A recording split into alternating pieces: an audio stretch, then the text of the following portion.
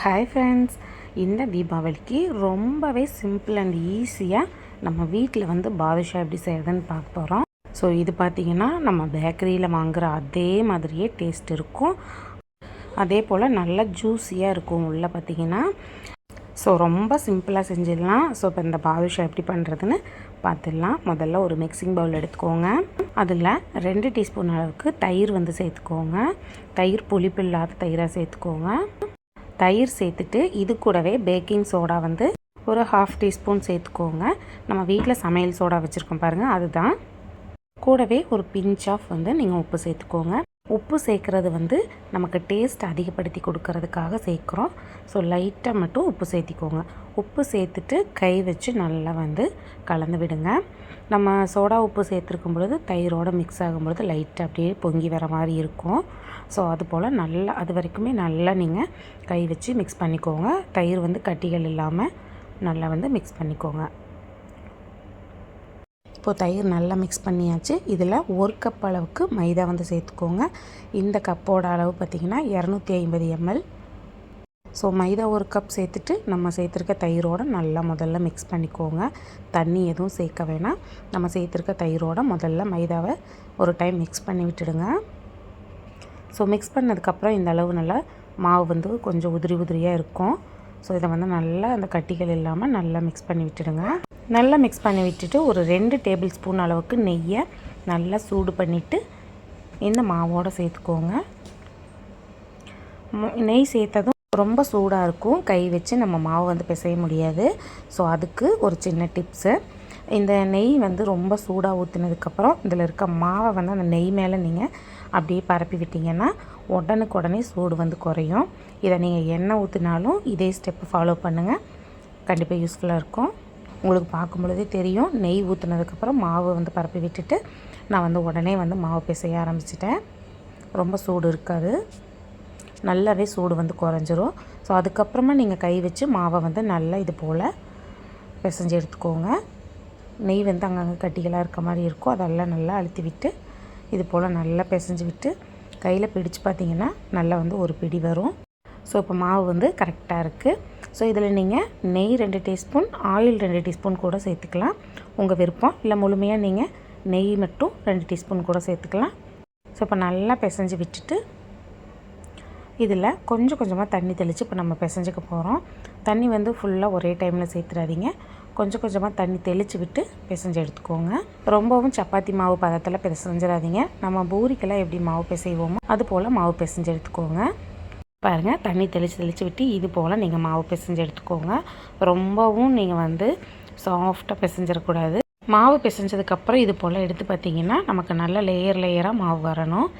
So இப்போ இதை 2 to 3 போர்ஷனாக நீங்கள் வந்து இது போல் கையில் வந்து தனியாக பிரித்து எடுத்துக்கோங்க. ஸோ நான் எப்படி பண்ணுறேனோ அதே போல் மாவு வந்து ஒன்று மேலே ஒன்றா வச்சு இது போல் லைட்டாக நீங்கள் பிரித்து விட்டீங்க அப்படின்னா நல்ல லேயராக நமக்கு மாவு வந்து கிடைக்கும்.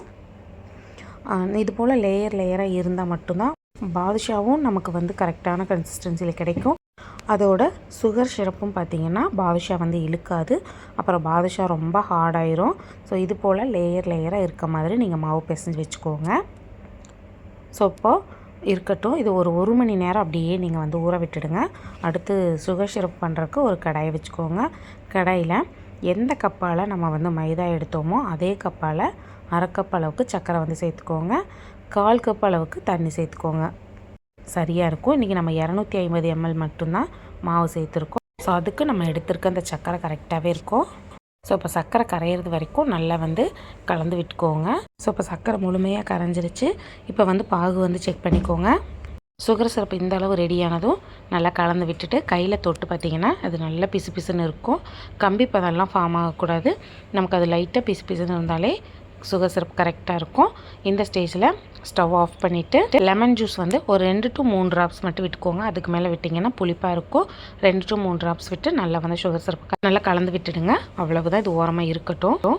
இப்போ வந்து மாவு நல்லா ஊறிடுச்சு. இப்போ நம்ம சின்ன சின்ன உருண்டைகளாக நம்ம எடுத்துக்கலாம்.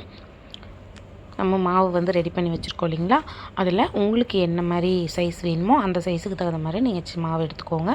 சின்ன உருண்டைகளாக வேணும்னா கொஞ்சமாக மாவு எடுத்துக்கோங்க. கொஞ்சம் பெருசாக பண்ணுறீங்கன்னா பெரிய பெரிய உருண்டைகளாக எடுத்து கையில் வச்சு உள்ளங்கையில் வச்சு லைட்டாக மட்டும் நீங்கள் அதை ஷேப் பண்ணிக்கோங்க. ரொம்ப அழுத்தி விட்டு நீங்கள் பண்ணினீங்க அப்படின்னா பாதுஷா ஹார்டாயிரும்.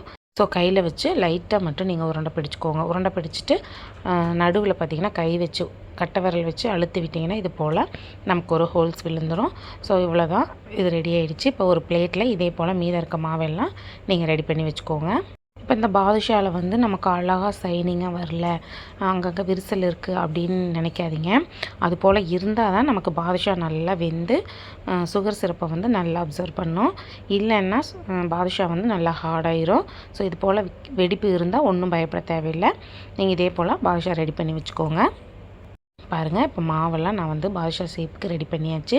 எண்ணெயும் நல்லா காஞ்சிடுச்சு. இப்போ வந்து நம்ம ரெடி பண்ணி வச்சுருக்க பாதுஷாவை எண்ணெயில் சேர்த்துடலாம். உங்களுக்கு பார்க்கும் பொழுதே தெரியும் எந்த அளவு ஹீட்டில் இருக்குதுன்னு. நம்ம பாதுஷா சேர்த்ததும் லைட்டாக மட்டும் அந்த பபிள்ஸ் வருது பாருங்கள். ரொம்பவும் ஹீட்டாக இருக்கக்கூடாது, மேலே வெந்துடும் உள்ளே வேகாது. அப்புறம் லோ ஃப்ளேமில் வச்சு வேக வச்சிங்கன்னா வேகிறதுக்கு ரொம்ப டைம் எடுக்கும். ஸோ எண்ணெய் நல்லா சூடாகி பாதுஷா சேர்த்ததுக்கப்புறம் மீடியம் ஃப்ளேமில் வச்சு பாதுஷா 2 பக்கமும் நல்லா வெந்ததுக்கப்புறம் 2 பக்கமும் திருப்பி விட்டு நல்லா கோல்டன் ப்ரௌன் கலர் ஆனதுக்கப்புறம் எண்ணெயிலிருந்து வெளியில் எடுங்க. பாருங்கள், பாதுஷா வந்து ஒரு பக்கம் நல்லாவே வெந்துடுச்சு. ஸோ எண்ணெய் நிறைய சேர்த்துருக்கனால 2 பக்கமும் நல்லாவே வெந்துடும். ஒரு டைம் வந்து ஒரு பக்கம் திருப்பி விட்டு ஒரு நிமிஷம் போல் அப்படியே வேக வச்சுக்கோங்க. மீடியம் ஃப்ளேமில் வச்சு வேக வச்சுக்கோங்க. பாருங்கள், பாதுஷா வந்து சூப்பராக வந்து நமக்கு வெந்து வந்துடுச்சு. இப்போ எண்ணெயிலேருந்து இதை வெளியில் எடுத்துடலாம். பாதுஷா சூடாக இருக்கும் பொழுதே சுகர் சிரப்பில் சேர்த்துக்கோங்க. சூடாக இருக்கும் பொழுது சேர்த்தா தான் சுகர் சிரப்பை பாதுஷா வந்து அப்சர்வ் பண்ணும், இல்லாட்டி லேட் ஆகும். அதே போல் சுகர் சிரப்பும் ஆறிடுச்சு அப்படின்னா லைட்டாக சூடு பண்ணிவிட்டு பாதுஷாவை சேர்த்து ஒரு 10 நிமிஷம் ஊற வச்சிங்கன்னா நமக்கு சூப்பராக வந்து சுகர் சிரப்பில் ஊறி பாதுஷா ரெடி ஆகிடும். 2 பக்கமும் திருப்பி விட்டு 10 நிமிஷம் ஊற வச்சுக்கோங்க. அவ்வளோதான். பாருங்கள், சுகர் சிரப்பில் பாதுஷா ரொம்பவே சூப்பராக ஊறிடுச்சு. இப்போ இதை நான் வேறு ஒரு பிளேட்டுக்கு ட்ரான்ஸ்ஃபர் பண்ணிவிட்டு காட்டுறேன். பாருங்கள், பிளேட்டுக்கு வந்து மாற்றியாச்சு. பார்க்கும் பொழுதே உங்களுக்கு தெரியும் நல்லா வந்து கலர் எப்படி கோல்டன் கலரில் இருக்குது பாருங்கள். நான் வந்து மேலே கார்னிஷ்காக பாதாம் வந்து துருவிட்டு சேர்த்துருக்கேன். நீங்கள் பிஸ்தா கூட சேர்த்துக்கோங்க. பார்க்குறக்கும் நல்லாயிருக்கும், சாப்பிட்றக்கும் நல்லாயிருக்கும். ஸோ அவ்வளோதான், ரொம்ப சிம்பிள் அண்ட் ஈஸியாக வந்து வீட்லேயே பாதுஷா ரெடி பண்ணியாச்சு. எவ்வளோ ஜூஸி அண்ட் சாஃப்டாக இருக்குது பாருங்கள். பேக்கரியில் கிடைக்கிற அதே டேஸ்ட் இருக்கும். ஸோ கண்டிப்பாக மிஸ் பண்ணாமல் இந்த ரெசிபியை ட்ரை பண்ணி பாருங்கள். ட்ரை பண்ணி பார்த்துட்டு எப்படி வந்ததுங்கிறத மறக்காமல் கமெண்ட்டில் சொல்லுங்கள். இந்த வீடியோ உங்களுக்கு பிடிச்சிருக்கும்னு நினைக்கிறேன். வீடியோ பிடிச்சி லைக் பண்ணி ஷேர் பண்ணி கமெண்ட் பண்ணுங்கள். மறக்காமல் நம்ம சேனலை சப்ஸ்கிரைப் பண்ணி பக்கத்தில் இருக்க பெல் ஐக்கானை கிளிக் பண்ணி வச்சுக்கோங்க. அப்போ தான் நான் அடுத்தது போகிற வீடியோ உங்களுக்கு நோட்டிஃபை ஆகும். இதே போல் நிறைய வீடியோ நம்ம சேனலில் அப்லோட் பண்ணிக்கோ, செக் பண்ணி பாருங்கள். உங்களுக்கு யூஸ்ஃபுல்லாக இருக்கும். உங்களுக்கு யூஸ்ஃபுல்லாக இருந்தால் உங்கள் ஃப்ரெண்ட்ஸ் அண்ட் ஃபேமிலிக்கும் ஷேர் பண்ணுங்கள்.